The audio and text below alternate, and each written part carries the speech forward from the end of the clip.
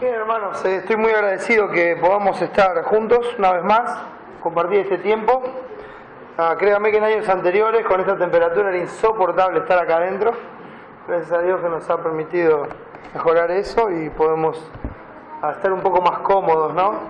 Y así disponernos para atender lo más importante, que es la palabra de Dios.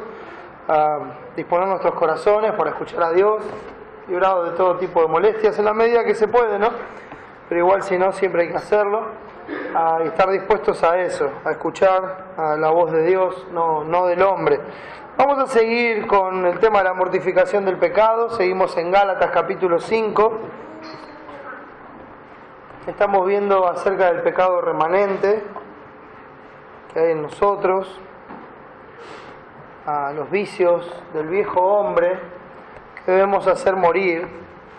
Hemos ido avanzando en este capítulo donde hemos estado leyendo el versículo 24 como clave, y el último domingo estuvimos viendo a los versículos 19 al 21 en detalle, pero habíamos visto, ¿no?, que la guía del Espíritu Santo, como hace referencia aquí el versículo 18, pero si sois guiados por el Espíritu, también en el versículo 16 decía: andad por el Espíritu y no satisfagáis los deseos de la carne. Andar y ser guiados con esa similitud.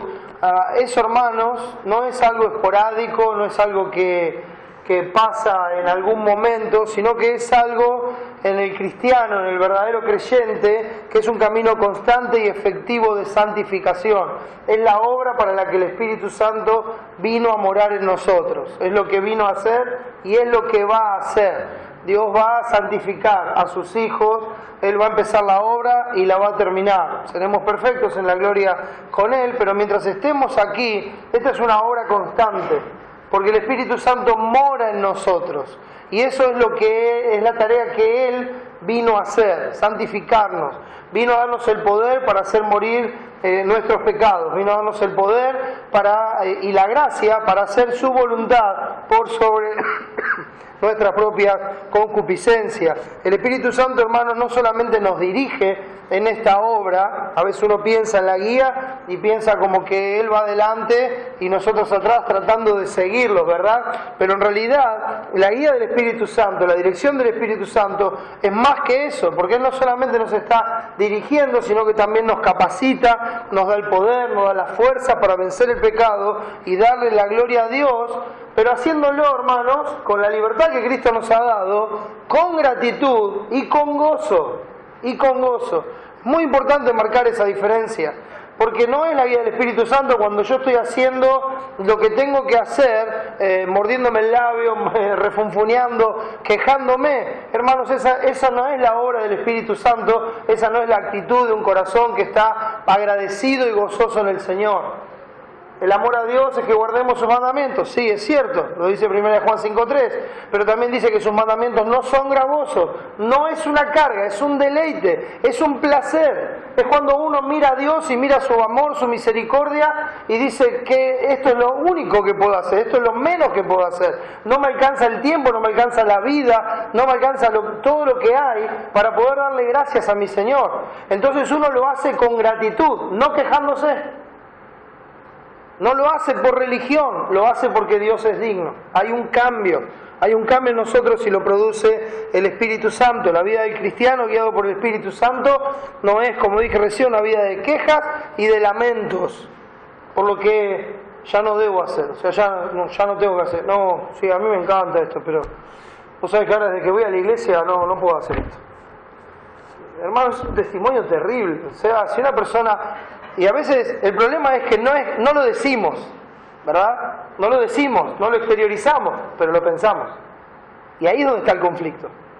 Ahí es donde está el problema. Eso es lo que hay que hacer morir. Porque si yo estoy haciendo lo que estoy haciendo, quejándome, el Señor ve el corazón. El Señor ve nuestro corazón, ve las intenciones con las cuales estamos haciendo las cosas. Uno puede estar sonriente afuera, bien hipócrita, ¿no? Como una máscara cubriendo lo que hay atrás, y adentro estar todo el tiempo. ¿Usted me entiende? ¿Usted me entiende? Porque creo que todos hemos vivido esta parte.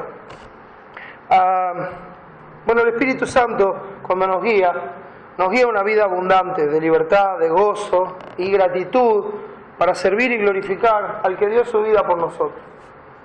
Es como cuando 2 Corintios 5:14 dice que el amor de Cristo nos constriñe. ¿No? Uno ve semejante muestra de amor y nos empuja a vivir por Él, a vivir por aquel que vivió y murió y resucitó por nosotros, ¿no? A dar su vida por nosotros y nosotros por Dios, por nuestro Salvador, por nuestro Redentor, pero por el solo hecho de que Él es digno, por el solo hecho de que Él es digno. No con otras intenciones, como vimos a lo largo de este capítulo y lo que puede pasar a veces en la vida cristiana, ¿no? De estar pensando, bueno, si hago esto Dios me va a ver mejor, seguramente si hago esto Dios me va a prosperar, seguramente si hago esto Dios va a contestar la oración, Dios me va a contestar lo que le estoy pidiendo, si hago esto seguramente voy a alcanzar una buena posición en la iglesia, si hago esto entonces los hermanos me van a ver bien, etcétera, etcétera, etcétera. Todas esas cuestiones que no tienen que ver con la esencia de la vida en Cristo. Cuando Dios nos salvó y vino a morar en nosotros, nos permitió verlo por primera vez, creer que Dios existe y darnos cuenta de su grandeza, de su majestad, y verlo y decir, Él es digno. Hablaba con un hermano en estos días, y lo he hablado con otros hermanos también. Pero hermanos, hay una diferencia muy grande entre decir que Dios es lo más importante de mi vida a decir que Dios es mi vida. Y esa diferencia, hermanos, en nuestra vida es fundamental. No, Dios no tiene el primer lugar. Perdónenme, usted ha escuchado esa frase por ahí 1.000.000 de veces, Dios tiene que tener el primer lugar en su vida. No, de ninguna manera. Dios no tiene que tener el primer lugar en mi vida. Dios es mi vida. Y a través de Dios miro todas las cosas. A través de Dios vivo todas las cosas. Y según lo que Dios es para mí, las demás cosas tienen importancia o no. Esa es la realidad del cristiano. Eso es lo que cambió cuando nos salvó. No hay competencia en mi corazón como diciendo, bueno, Dios tiene el primer lugar y ahí segundito, pero arrimando cada vez más tal cosa. Eso no puede pasar en nuestra vida, hermano. Eso no es lo que nos va a llevar a dar la gloria a Dios. Nosotros no podemos hacer las cosas por lo que podamos ganar, lograr o recibir. No, somos guiados por el Espíritu Santo. Como dice aquí el versículo 18, si sois guiados por el Espíritu. El tiempo del verbo ahí es un tiempo presente, nos habla que nos está guiando, hermanos. Es una oración condicional.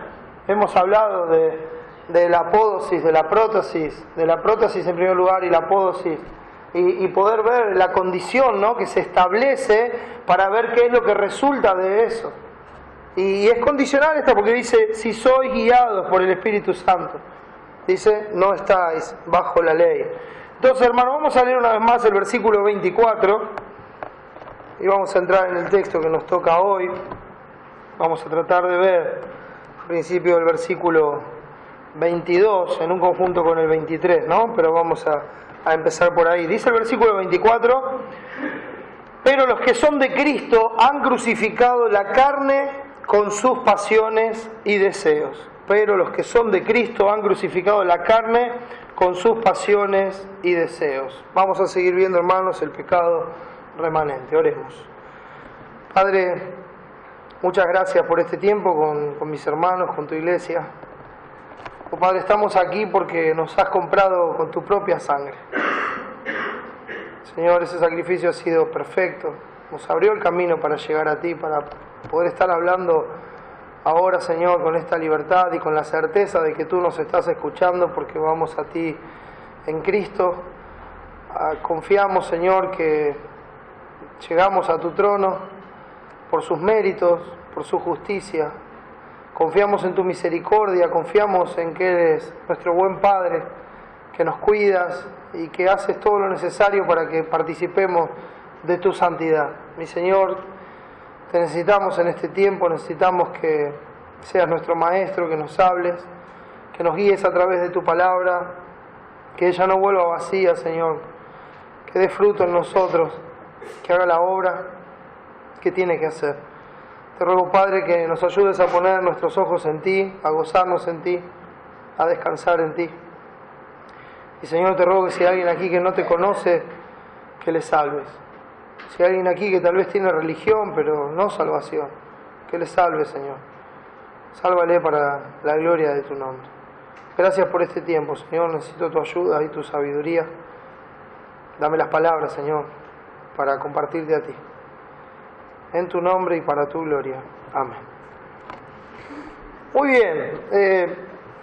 Vimos en los versículos 19 al 21, lo leo una vez más, y manifiestas son las obras de la carne, que son adulterio, fornicación, inmundicia, lascivia, idolatría, hechicería, enemistades, pleitos, celos, iras, contiendas, disensiones, herejías, envidias, homicidios, borrachera, orgías y cosas semejantes a estas, acerca de las cuales os amonesto, como ya os lo he dicho antes, que los que practican tales cosas no heredarán el reino de Dios. Hemos visto en esos versículos, vimos palabra por palabra qué significaba y qué era en nuestro tiempo presente, cómo lo podíamos ver en nuestras vidas, pero lo que nos queda claro de este texto es que cuando la carne está guiando a una persona, cuando los deseos de la carne son satisfechos, cuando no hay restricciones, eso se exterioriza en todas estas acciones. Termina llevando a la persona a vivir de esta manera. O sea, se hace patente en su vida quién es su Señor, quién lo está guiando. No es algo que se pueda ocultar, tal vez se puede disfrazar por un tiempo, tal vez se puede simular por un tiempo, y tal vez es un tiempo en el cual los hombres no lleguen a darse cuenta, pero no hay nada oculto que no haya de ser manifiesto, no hay nada oculto delante del Señor. Dios no puede ser burlado, todo lo que el hombre sembrare, eso también segará. Y eso, hermanos, no puede salir de nuestra cabeza. Nosotros no engañamos a nadie. Podemos persuadir a los hombres de lo que somos, pero a Dios le es manifiesto lo que somos. Y eso es lo que tiene que primar en nuestro pensamiento. Dios me está viendo. Dios conoce la intención del corazón. Aunque yo ponga mi mejor cara, aunque yo use las palabras más dulces, Dios sabe lo que hay en mi corazón. Y eso, hermanos, nos tiene que llevar a vivir de tal forma que hagamos lo que a Él le agrada y no lo que a nosotros nos conviene. La vida manifiesta quién está guiando al hombre. Y manifiestas son las obras de la carne, dice. Se manifiesta en la práctica de vida, en las decisiones, en las acciones, en todo lo que está detallado aquí. En muchas maneras. Hay varias cosas aquí que pueden estar agrupadas en inmoralidad, en idolatría, en hostilidad y en embriaguez. Hermano, estas son cosas que estaban pasando en medio de la iglesia. Son cosas que algunos promovían en medio de la iglesia. Son cosas que algunos no querían abandonar en medio de la iglesia. Y el apóstol Pablo lo sabía, como padre, un hijo, tierno, amante, como también hoy nos enseñaba Cristian, con ternura.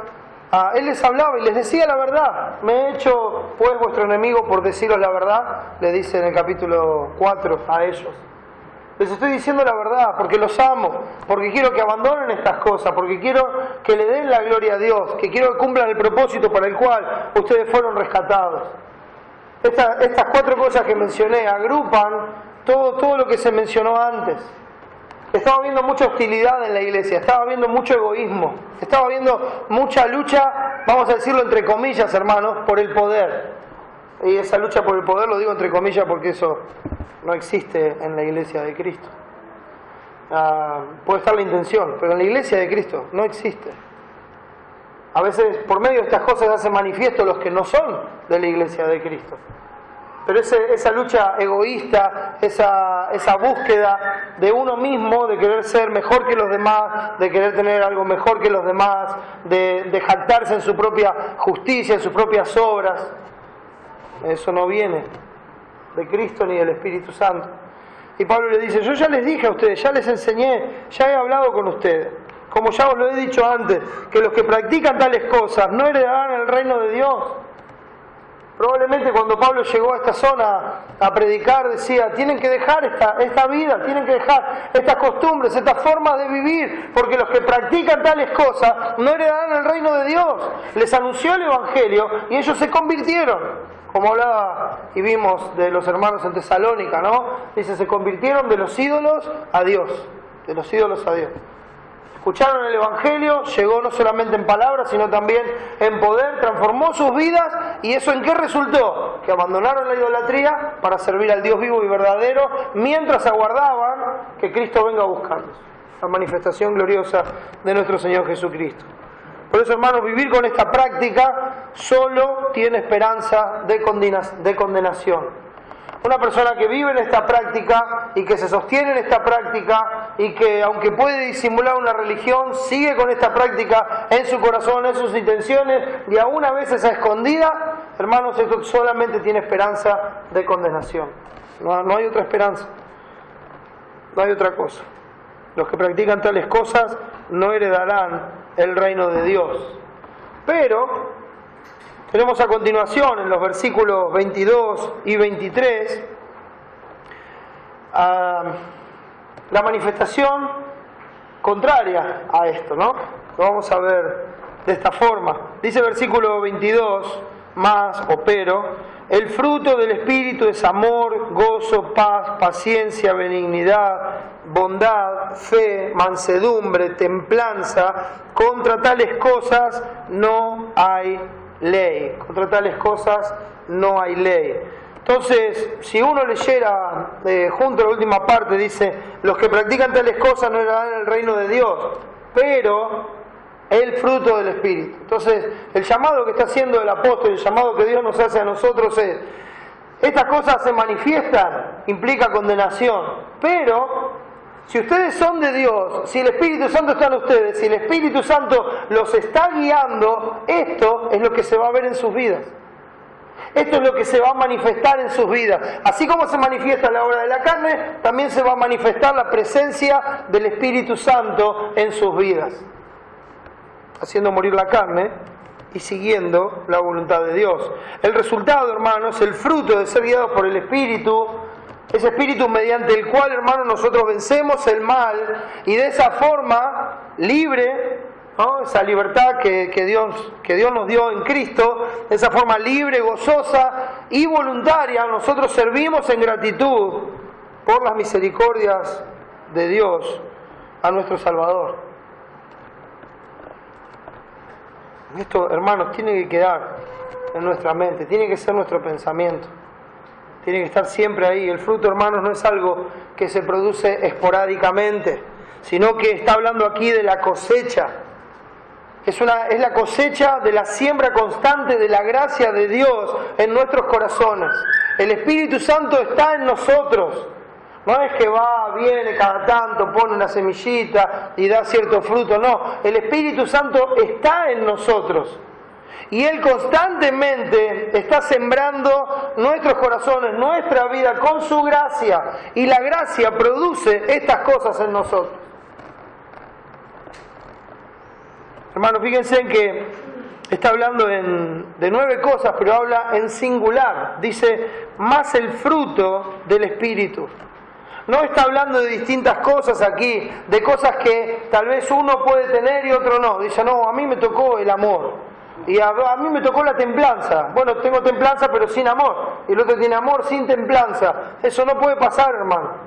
Aquí está hablando de un fruto que tiene estas 9 características. 9 características.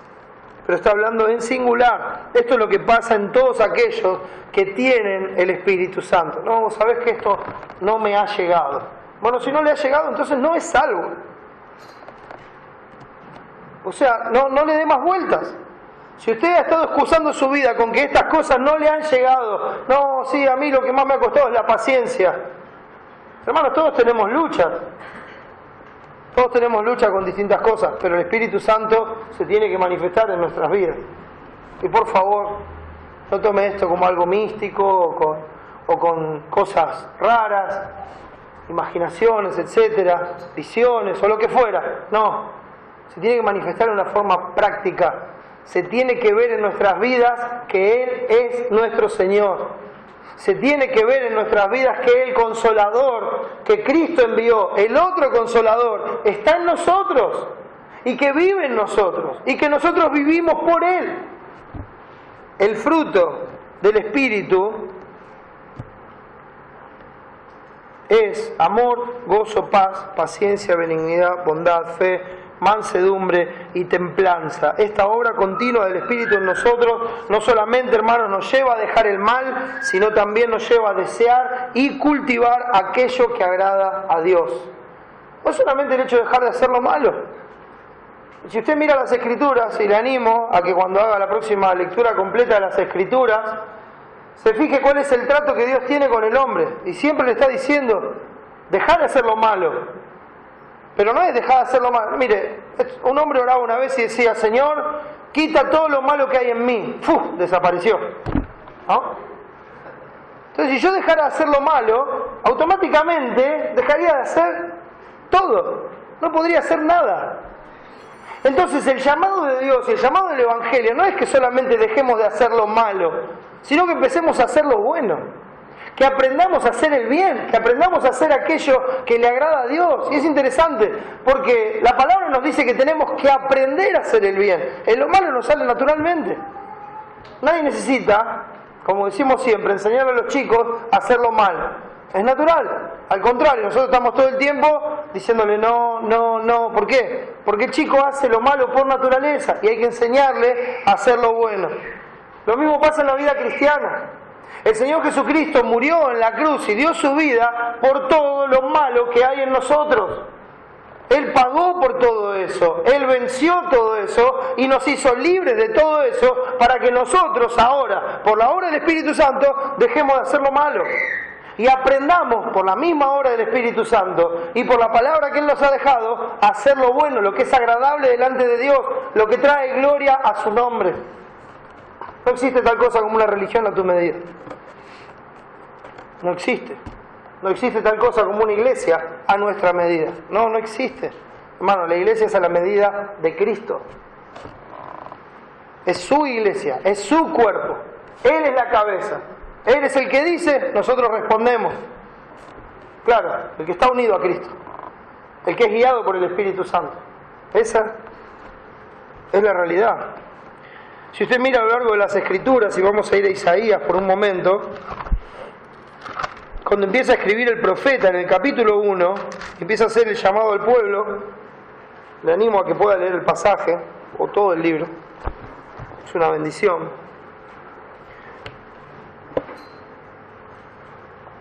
Pero avanzando en esto, él dice así, versículo 16, lavaos y limpiaos, quitad la iniquidad de vuestras obras de delante de mis ojos, dejad de hacer lo malo.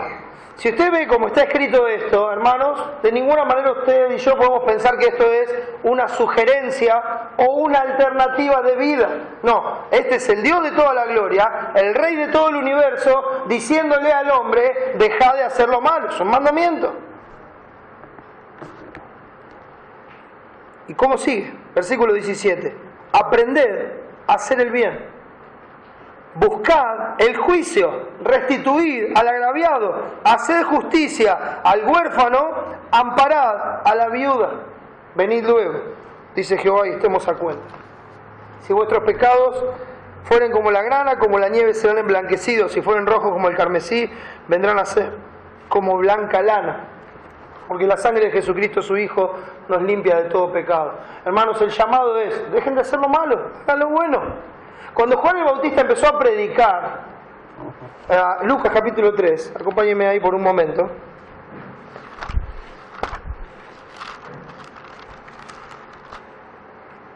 Y empezó a predicar este nuevo mensaje, lo digo entre comillas, para la época, ¿no? Este nuevo mensaje para la época, ¿qué caracterizaba el Evangelio de Juan? El Evangelio que Juan estaba predicando. Arrepentimiento y creer en el que venía después de él. Eso es lo que caracterizaba su mensaje. Arrepiéntanse y crean en Cristo. Entonces, para la gente era algo totalmente novedoso. Ahora, Dios habló así como vimos recién, ¿no? En Isaías, a lo largo de todas las Escrituras. Lucas capítulo 3 encontramos esta predicación de Juan, el Bautista. Versículo 8, dice así: haced pues frutos dignos de arrepentimiento y no comencéis a decir dentro de vosotros mismos, tenemos a Abraham por padre, porque os digo que Dios puede levantar hijos a Abraham aún de estas piedras. Acuérdense que Dios tiene hijos, no nietos, ¿sí? Entonces, el trato de Dios es personal con cada uno. Dios salva a cada uno en particular para que sea su hijo. Entonces acá ellos estaban abrazando de su linaje, decían, bueno, nosotros yo nací en tal familia, nací en tal linaje, soy descendiente de tal, yo crecí en el Evangelio, yo voy con mis padres a la iglesia desde que tengo uso de razón, desde que era chiquitito, no sé, hasta me bautizaron y así, ¿verdad? Juan les dice, no confíen en esas cosas, no confíen en su descendencia humana. Dice versículo 9, y ya también el hacha está puesta a la raíz de los árboles, por tanto todo árbol que no da buen fruto se corta y se echa en el fuego. Todo aquel que está arraigado y que no da lo que se espera de él, entonces será cortado, y está hablando del juicio, la predicación siempre incluye juicio, arrepiéntanse de sus pecados porque viene el juicio. Se corta y se echa en el fuego. Y la gente preguntaba diciendo, entonces, ¿qué haremos? Porque Juan, si dejamos de hacer todo lo que nos está diciendo, ¿cómo vamos a vivir? Otro texto dice en la Escritura, dice, ¿cómo pues viviremos? Si esto es así, ¿cómo vamos a vivir? Bueno, Juan da un poco la respuesta. Respondiendo les dijo, el que tiene 2 túnicas, dé al que no tiene. Y el que tiene que comer, haga lo mismo. Empieza a decir, ¿qué hacer? Vinieron también unos publicanos para ser bautizados y le dijeron, maestro, ¿qué haremos? Él les dijo, no exijáis más de lo que os está ordenado. Pero avanzando un poquito, el versículo 14 dice, también le preguntaron unos soldados diciendo, ¿y nosotros qué haremos? Y les dijo, no hagáis extorsión a nadie, ni calumniéis. Bueno, ¿cómo vivimos entonces? Y contentaos con vuestro salario. El contraste, dejen de hacer esto y ahora vivan así, de esta forma. Entonces, la enseñanza es dejar de hacer lo malo, hacer lo bueno. No dejes huecos en tu vida. Todo lo que ocupaba el pecado, como decía Pablo en Romanos, así como presentaste vuestros miembros para servir a la iniquidad, de la misma forma ahora preséntenlo para servir a la justicia. Lo vimos allá en Romanos 6. En Efesios capítulo 4 encontramos la instrucción similar. Hemos visto varias veces este pasaje y quiero resaltar una vez más. Versículo 25, fíjense. Dice, por lo cual, desechando la mentira, ¿qué es lo que saco? Saco la mentira. Ahora, ¿qué pongo en lugar de la mentira? Hablad verdad, cada uno con su prójimo. Saco la mentira, pongo la verdad. Airaos, pero no pequéis, no se ponga el sol sobre vuestro enojo, ni deis lugar al diablo. Entonces, saco el enojo, ¿verdad? Pero no peco. Entonces hago lo que a Dios le agrada. No voy a permanecer en el enojo. Voy antes que el sol se ponga y arreglo las cosas. Una cosa tiene que reemplazar la otra necesariamente. No puede quedar vacío. Dice, el que hurtaba no hurte más, sino trabaje. ¿Ve? En vez de robar, trabaje. Y haga con su mano lo que sea bueno para usted. No, para que tenga que compartir con el que padece necesidad. Deje el egoísmo y sea generoso, comparta. Avanza. Ninguna palabra corrompida salga de vuestra boca, saque lo podrido, sino la que sea buena para la necesaria edificación. Entonces saca la maledicencia, saca las malas palabras y ¿qué pone? Palabras de gracia sazonadas con sal, para que el que escucha sea edificado y reciba la gracia de Dios. No contristéis al Espíritu Santo, no lo entristezcan. Quítense de vosotros todas, fíjense, da una lista, amargura, enojo, ira, gritería, maledicencia y toda malicia. Quiten esas cosas. Bueno, ¿con qué las reemplazamos? Antes, sed benignos unos con otros, misericordiosos, perdonándoos unos a otros como Dios también os perdonó a vosotros en Cristo. Saquen toda esta malicia, pongan toda esta bondad. Entonces, lo malo tiene que ser reemplazado por lo bueno, por lo que a Dios le agrada. Dios nos llamó por el Evangelio a la libertad en Cristo para, como dice Lucas 1, 74 y 75, cuando hablaban del Cristo recién nacido, para que librados de nuestros enemigos, sin temor, le serviríamos en santidad y en justicia delante de Él todos nuestros días. Él vino a hacer eso, vino a librarnos de todos nuestros enemigos, vino a librarnos del pecado, de la muerte, de Satanás, para que ya no haya temor y que en libertad le sirvamos a Él. Así alumbre vuestra luz delante de los hombres, para que vean vuestras buenas obras y glorifiquen a vuestro Padre que está en los cielos.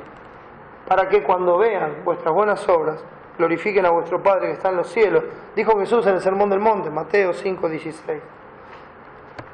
Hermanos, cuán difícil es esta tarea para nosotros. Bueno, ahora quiero ir más allá. No es difícil. Hermanos, es imposible para un ser humano sin Dios, para cualquier persona sin Dios, es imposible esta tarea de dejar el pecado y hacer lo bueno. Es imposible. Ustedes conocen la historia cuando Cristo dice que ese hombre que tenía un demonio y el demonio se va, y cuando vuelve viene otra vez a morar en este hombre y encuentra que la casa está toda limpia y ordenada. ¿Lo recuerdan? ¿Y qué hizo el demonio? Se fue y buscó otros 7 peores y volvió, y el postrer estado de ese hombre es peor que el primero. Eso pasa muchas veces con la religión, hermano. Hay una persona y la persona, por medio de la religión, se le cambian las costumbres, la apariencia, ¿no? Y parece que está todo limpio y ordenado. Pero después de golpe uno dice, ¿qué pasó con esta persona? Tan amoroso que era, tan fiel que era. Y hoy está otra vez en el mundo. Y peor que antes. ¿Qué es lo que ocurrió?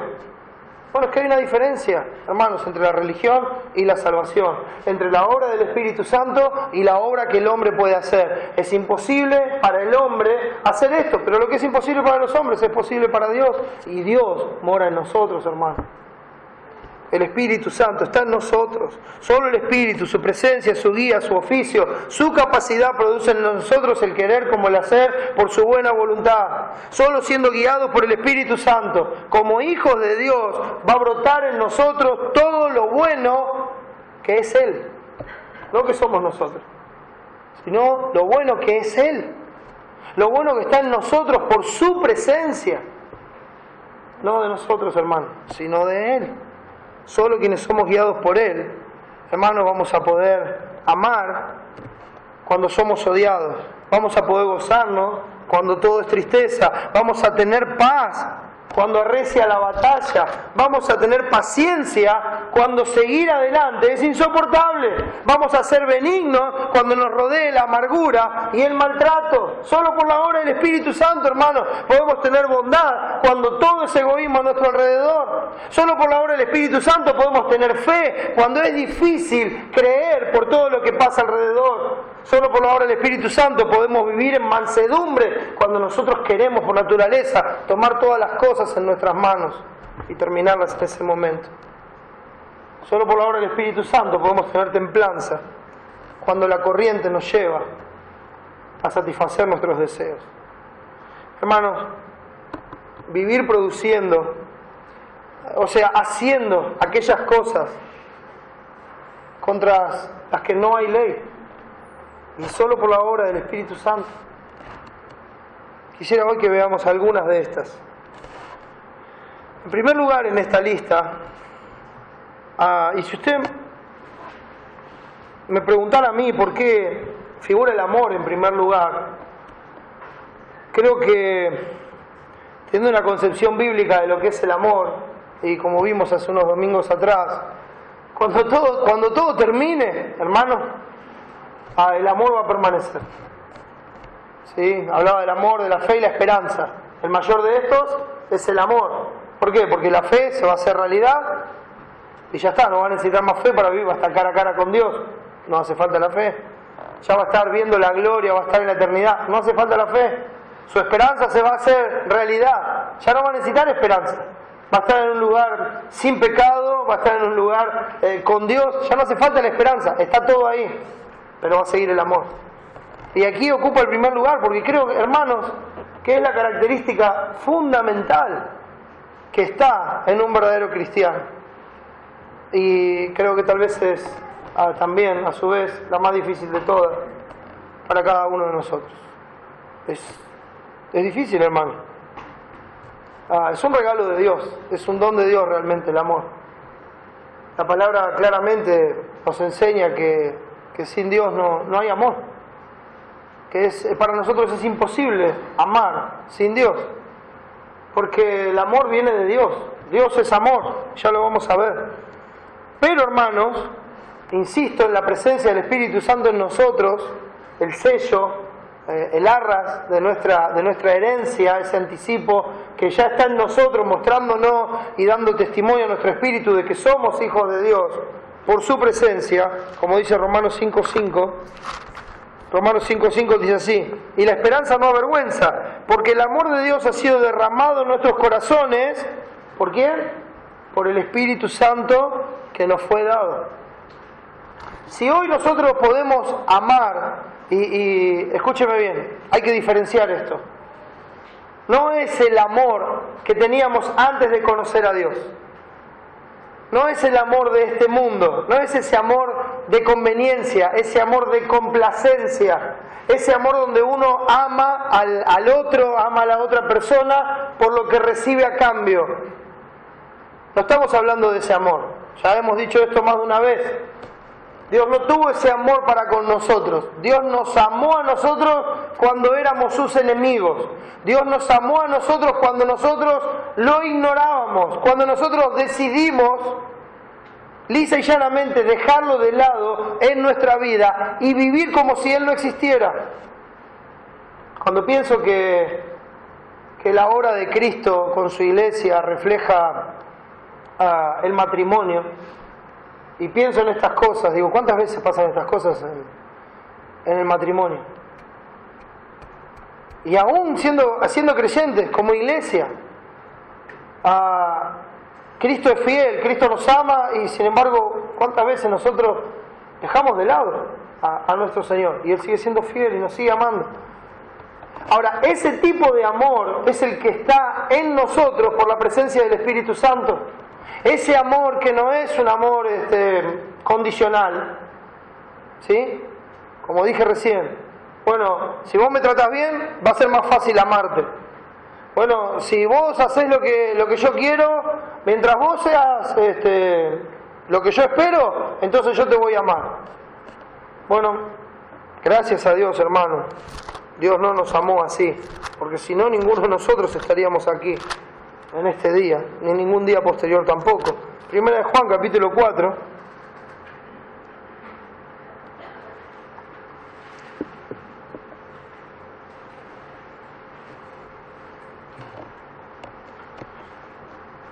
Siempre que hablamos del amor de Dios, este pasaje es recurrente, ¿no? Creo que es el más claro, mostrando el carácter de Dios.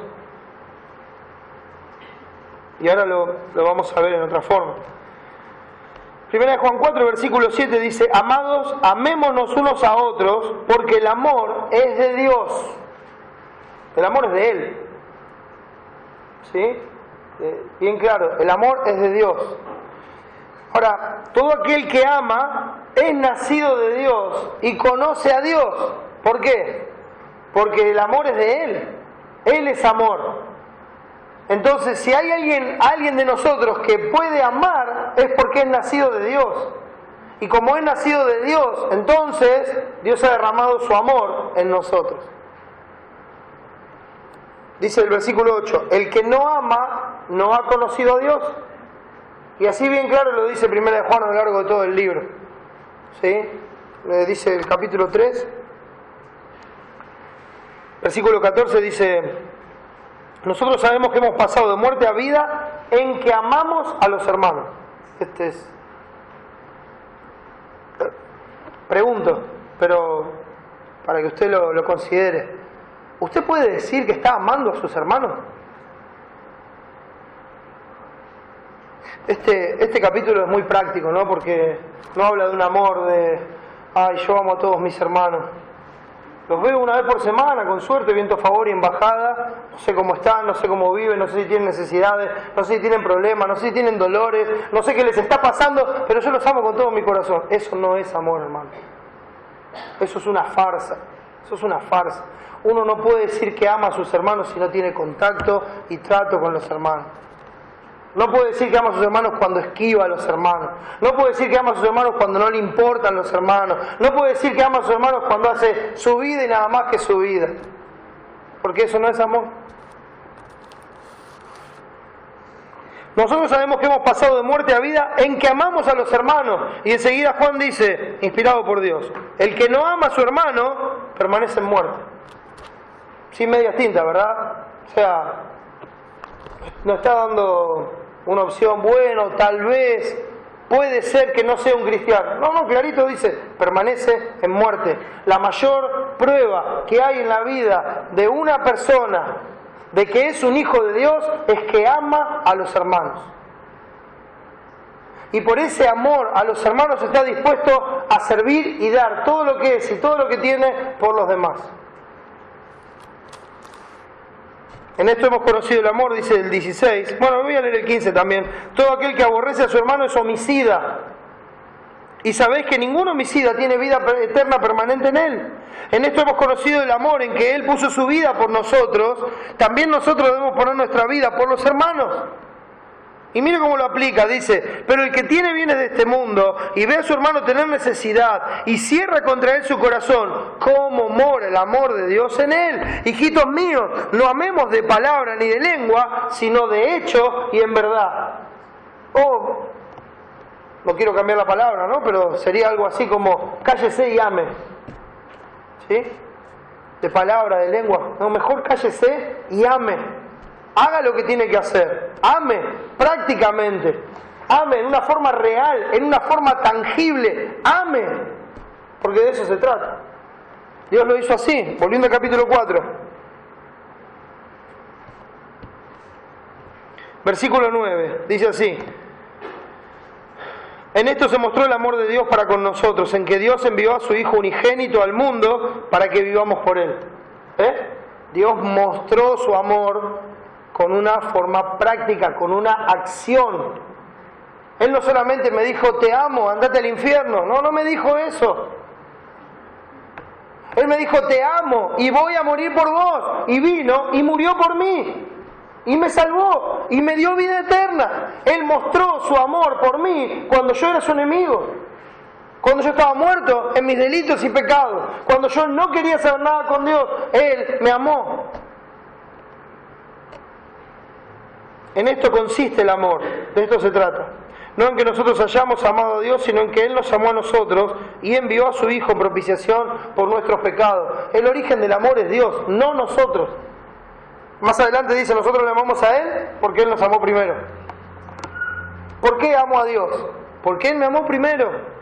Porque para poder amar a Dios, el amor de Dios tenía que estar en mi corazón. Para poder amar realmente tenía que ser nacido de Dios. Entonces Dios me hizo nacer de su voluntad, como dice Santiago 1, por la palabra de verdad. Vino a morar en mi corazón, derramó su amor por el Espíritu Santo y me dio la capacidad de amar que antes no tenía. Entonces hoy puedo amar a Dios y puedo amar a mis hermanos en la forma en que Dios me amó. Por eso Pablo animaba a los hermanos en Corinto, todas vuestras cosas sean hechas con amor. En Corintios 16, 14. Hagan todo con amor, un amor que pone a Dios sobre todas las cosas. Pone sobre todas las cosas, Él está sobre todas las cosas. No hay otro como Dios. No hay nadie a quien amar más que a Dios. No hay otra razón para vivir. No hay otra forma de hacer las cosas. Amar a Dios sobre todas las cosas. ¿Saben, hermanos? Si usted mira la lista y dice, el amor está en primer lugar. Yo creo que Dios hace todo con un propósito, ¿no? Tal vez no puedo explicar la posición de cada uno de estos regalos que Dios nos hace y de la manifestación de su Espíritu en nosotros. Pero sin amor, todo lo demás es imposible. Sin amor, todo lo demás se cae a pedazos, hermanos. No hay razón de que todo lo demás esté en nosotros sin el amor. Dios derramó en nosotros su amor y ese amor es lo primero que debe manifestarse en la vida de un cristiano. Este amor a Dios nos lleva a amar todas las cosas con sensibilidad, con ternura, con negación. Hermano, digo estas cosas y me acuso a mí mismo, hermano. Me duele tanto pensar lo difícil y duro que a veces soy con el trato. Me duele de corazón, se lo digo.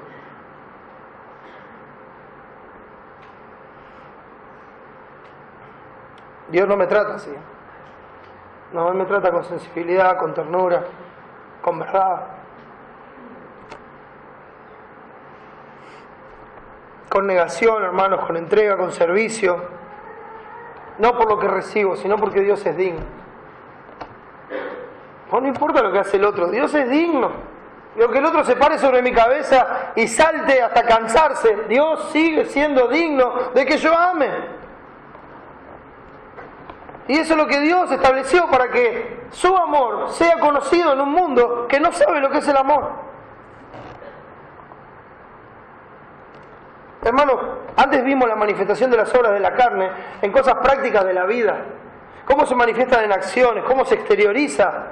Bueno, hermanos, cuando habla del fruto del Espíritu, no es algo que brota en nuestro corazón y está ahí muy guardadito como en un jardincito. No, hermanos, es algo que sale hacia afuera, que exterioriza, que el Espíritu Santo nos está guiando, que Dios es nuestro Padre, que somos sus hijos y que su amor ha sido derramado en nuestros corazones. Es cuando una persona dice, pero no entiendo, yo lo único que hago es tratarte mal, te ignoro, esto y lo otro. ¿Y vos me seguís amando? Oh sí, Dios es digno. Y no importa lo que hagas, eso no va a cambiar. Dios sigue siendo digno.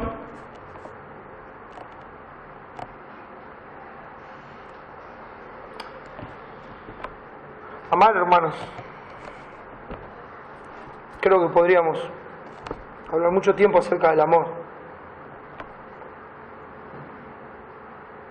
Creo que no hay ni siquiera razón para seguir si esto no es algo que brota de nosotros, hermano.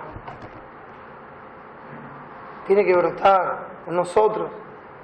Esto es fundamental, hermano. Es fundamental en nuestra vida como cristianos. Es el amor a Dios y el amor al prójimo lo que tiene que gobernar todas nuestras acciones. Todos nuestros deseos, todas las intenciones de nuestro corazón tienen que ser gobernadas por el amor a Dios y el amor al prójimo, y se tiene que manifestar en un amor práctico, en un amor que se demuestra como Dios lo demostró por nosotros. Se tiene que hacer manifiesto exteriormente, hermano. A veces uno dice, bueno, este hermano es un poco parco, no le gusta hablar. Caramba, ¿cómo va a pasar la eternidad con el cuerpo de Cristo? Dígame. No, es medio brusco, sí, no le gusta tener comunión, no le gusta tratar. Wow, hermano, ¿qué es eso? No puede pasar eso en la vida de un verdadero hijo de Dios, que está apurado por sí mismo, por lo que quiere lograr, por lo que está buscando. ¿O no, hermano? El amor hace que renunciemos a todos esos egoísmos, a que pensemos en el otro antes de pensar en nosotros, como hizo el Señor Jesucristo. Es su ejemplo, hermano. ¿Recuerdan lo que dice Romanos 15?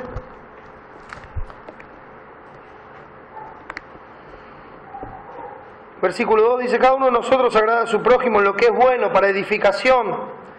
Versículo 3, porque ni aun Cristo se agradó a sí mismo.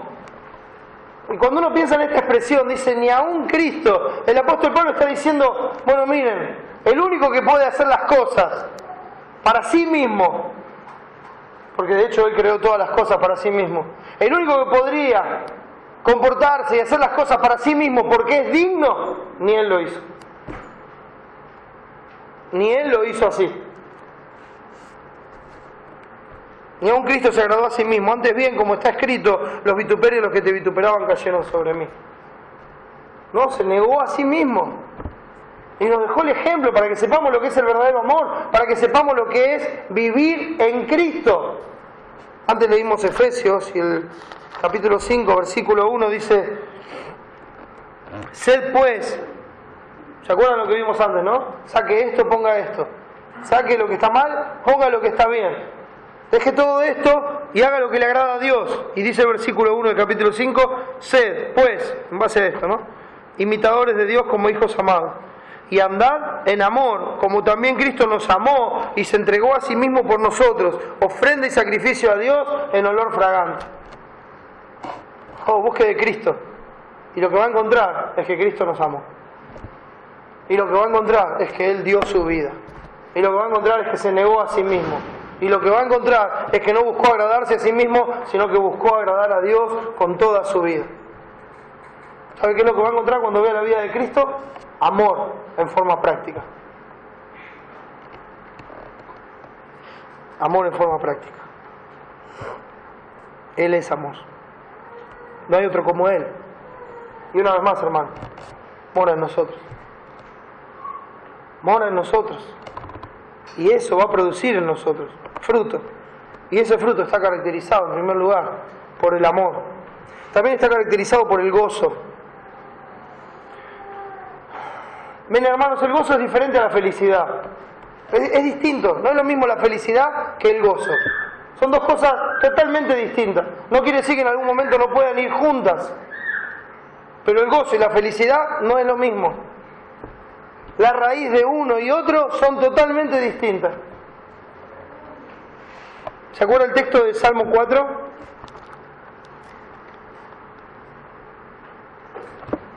Salmo 4:7.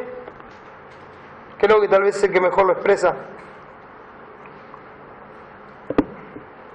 Dice: tú diste alegría a mi corazón, mayor que la de ellos cuando abundaba su grano y su mosto. Interesante, ¿no? Dice: tú diste alegría a mi corazón. Esa palabra alegría también significa gozo. Dice: me hiciste alegrar, me hiciste gozar en mi corazón. Ahora, fíjese que dice que es mucho mayor que la de ellos, que la de los que no conocen a Dios, cuando abundaba su grano y su mosto. El grano y el mosto implicaba riquezas en la época, en una cultura agrícola.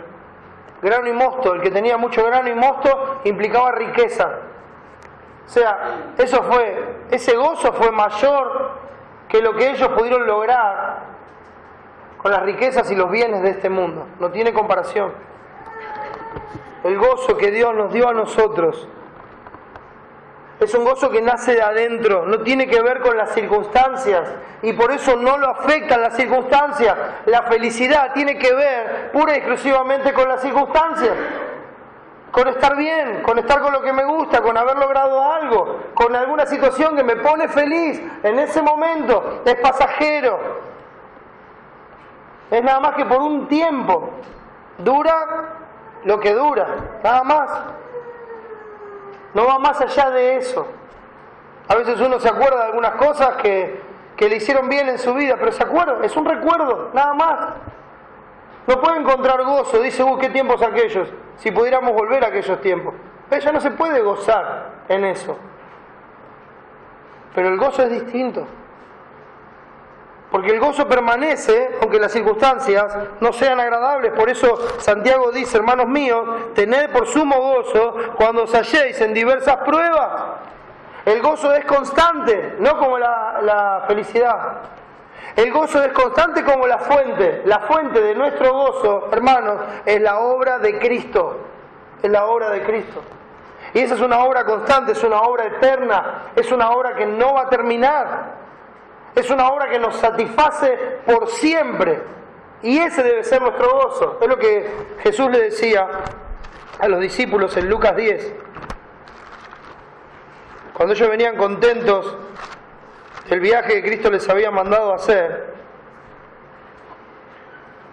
ellos venían contentos porque aún los demonios se les pegaban, se les sujetaban en su nombre. Y Cristo le dice en el versículo 20: pero no os regocijéis de que los espíritus se os sujetan, sino regocijaos de que vuestros nombres están escritos en los cielos. Regocíjense, gócense en la obra de Cristo, gócense en la seguridad eterna que Él les ha dado, gócense en lo que nadie ni nada en este mundo les puede arrebatar ni quitar. Gócense en la obra de Cristo. Por eso Pablo decía a los filipenses en 4:4: regocijaos en el Señor siempre. Otra vez os digo, regocijaos. Regocíjense en ese amor tan grande que Dios ha mostrado. Regocíjense en ese amor eterno. Regocíjense en sus promesas, en su fidelidad. Regocíjense en su Señor. Regocíjense en la verdad eterna, en la seguridad de su obra. Regocíjense en su inmutabilidad, en que Él no cambia. Romanos 8. Y yo, sinceramente, de corazón, hermano, no llego a entender todavía cómo hay a cristianos, lo tengo que decir entre comillas, que se pelean por este pasaje. Es un pasaje escrito, inspirado por Dios, para dar gozo y seguridad a los creyentes. No es un pasaje para crear controversias, es un pasaje que lleva a los cristianos a gozarse en la obra eterna de Dios y en la seguridad que eso da. Dice el versículo 28, y sabemos que a los que aman a Dios, todas las cosas les ayudan a bien. Esto es, a los que conforme a su propósito son llamados. Los que aman a Dios, todo lo que les pasa los ayuda bien. ¿Qué es ese bien? Su propósito para el cual son llamados. Versículo 29, porque a los que conoció desde antes, y esto habla de un conocimiento íntimo, también los predestinó, priorizó, lo ordenó de antemano. ¿Para qué? Para que fuesen hechos conformes a la imagen de su Hijo. Ese es el propósito para el cual Dios me conoció de antes y me ordenó de antes para que yo sea como Él es. Conformes a la imagen de su Hijo, para que Él sea el primogénito entre muchos hermanos. Y a los que predestinó, a estos también llamó. Los llamó por medio del Evangelio. Y a los que llamó, a estos también justificó por medio de la resurrección de Cristo. Y a los que justificó, a estos también glorificó por su fidelidad eterna, mis hermanos.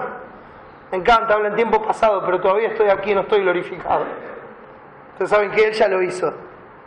Porque Él es el alfa y la omega, el principio y el fin. Él determinó algo y no hay quien lo detenga. Él ya hizo la obra completa, hermano. Nosotros estamos viendo la película, pero Él ya hizo la obra completa. El final está asegurado. Y eso es lo que está diciendo Pablo acá. Dios empezó una obra con vos hace mucho tiempo atrás. Dios la empezó desde antes del principio de los siglos, cuando inmoló al Cordero para pagar por tus pecados. Antes de fundar todas las cosas, Dios ya empezó una obra. Y el Dios que no cambia, ¿crees que te va a abandonar? Por eso sigue diciendo. ¿Qué pues diremos a esto? Si Dios es por nosotros, ¿quién contra nosotros? ¿Qué vamos a decir? Si esta es la verdad eterna, desde la eternidad y por la eternidad. Empezó una obra y la va a terminar, estando persuadidos de esto, que el que comenzó en vosotros la buena obra, la perfeccionará hasta el día de Jesucristo. ¿Están persuadidos? Entonces, ¿qué diremos a esto? Si Dios es por nosotros y está con nosotros desde la eternidad, ¿quién contra nosotros? No hay mayor gozo que el Señor. No hay mayor gozo que la obra de Cristo. No hay mayor gozo que esta seguridad. Me pueden quitar todo, como dice Castillo Fuerte, ¿no? Nos pueden despojar de todo. De todos bienes, de posesiones, de nombre, de hogar. De todo nos pueden despojar. Pero nadie nos puede quitar al Señor. Nadie nos puede quitar ese gozo.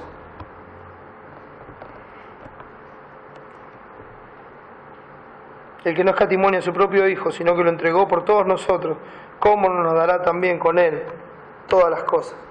Por eso, hermanos, quiero terminar este tiempo con Habacuc. Y sé que es el pasaje preferido de muchos de mis hermanos. Sé que conocemos de memoria muchos casos. Pero es una muestra de lo que es el verdadero gozo, más allá de las circunstancias que nos rodean. Dice así: aunque la higuera no florezca, Habacuc 3:17, perdón para lo que no lo dije.